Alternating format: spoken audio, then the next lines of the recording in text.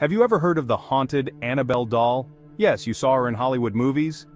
But Annabelle is no ordinary doll.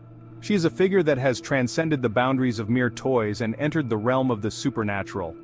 Her story is one that sends shivers down the spine and makes even the bravest souls think twice about keeping dolls in their homes. You might recognize her from the Conjuring film series, where she plays a pivotal role in the horror narrative. But what's more terrifying is that her story isn't just fiction. The real Annabelle is far more sinister, and her tale is rooted in actual events that have left a lasting impact on those who encountered her. This haunted doll is rooted in a chilling real-life case that has haunted people for decades.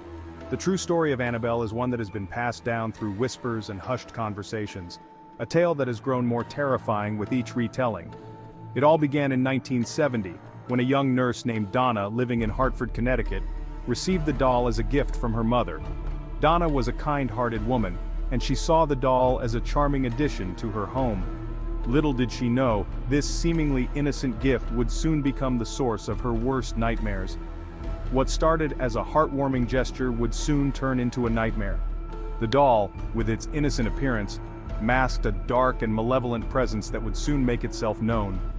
Shortly after bringing the doll home, strange occurrences began to unfold. At first, these events were subtle and easily dismissed as coincidences or tricks of the mind. At first, Donna and her roommate Angie noticed the doll changing positions. They would leave the doll in one place and find it in another, as if it had moved on its own. It was subtle, a head turned slightly or an arm raised. But soon, things escalated. The movements became more pronounced and harder to ignore.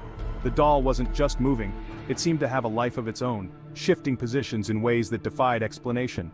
Mysterious notes began to appear on old parchment, notes that Donna and Angie didn't own. These notes were written in a childlike scrawl, pleading for help and leaving the roommates in a state of confusion and fear. These messages were childlike, pleading for help. The notes seemed to come from nowhere, adding to the growing sense of unease in the apartment. The two young women were confused and frightened. They had no idea what was happening or how to stop it. The once peaceful apartment had become a place of dread and anxiety. Desperate for answers, Donna and Angie turned to a psychic for help. They hoped that the psychic could provide some insight into the strange occurrences and offer a solution to their problem.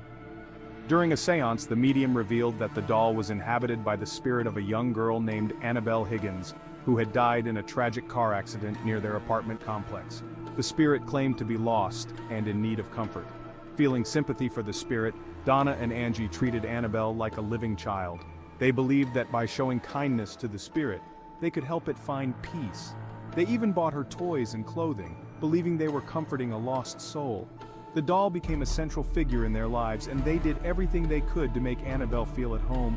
But this kindness would soon take a dark turn. The spirit inhabiting the doll was not as innocent as it seemed, and the true nature of Annabelle began to reveal itself in terrifying ways. Lou, a friend of Donna and Angie, had dismissed Annabelle as harmless, until he began experiencing terrifying nightmares. These nightmares were vivid and disturbing, leaving Lou in a state of constant fear. One night, the doll attacked him, leaving deep claw marks across his chest and stomach. This physical manifestation of the doll's malevolence was the final straw, convincing everyone that Annabelle was far from a benign spirit.